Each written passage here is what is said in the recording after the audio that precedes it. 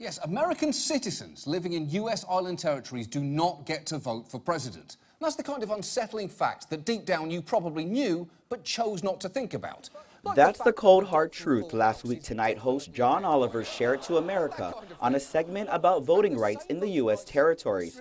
From Puerto Rico to American Samoa to Guam, Oliver noted that more than 4 million people live in the U.S. territories and are restricted from voting for the president, each with their own history that makes the matter even harder to justify.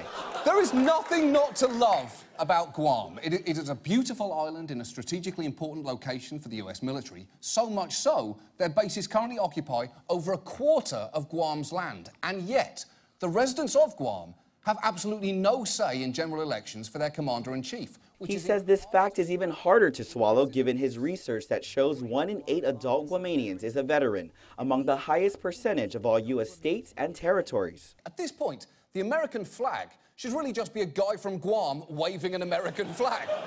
The segment, meanwhile, has caught the attention of several people living on Guam, including local attorney Levin Camacho, who is part of the legal team working to develop a federal case as part of the We the People project. I think since in the short time I've been involved in the We the People project, I have a lot of people walking up to me and just saying, I want to be able to vote for president. It's just people are struggling with how to make that happen. What is the best way to fix the problem? And I think that was one of the questions that was left open.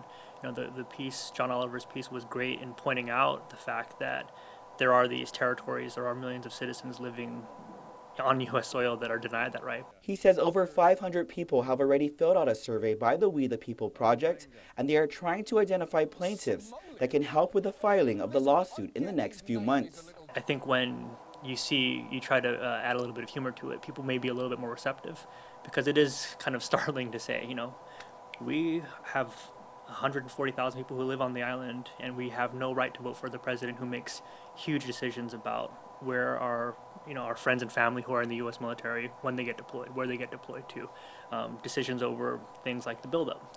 We have no say in these things that have such huge impacts on the island. In the meantime, Oliver notes that the people of Guam do cast their vote for president. However, it's only a straw poll. And their registered voter turnout is actually higher than that of the rest of America. And to misquote the words of the great philosopher Lil Jon, turnout for what? You can fill out the We the People project survey on representguam.com. Reporting for Guam's News Network, I'm Ken Quintanilla. But just imagine how it must feel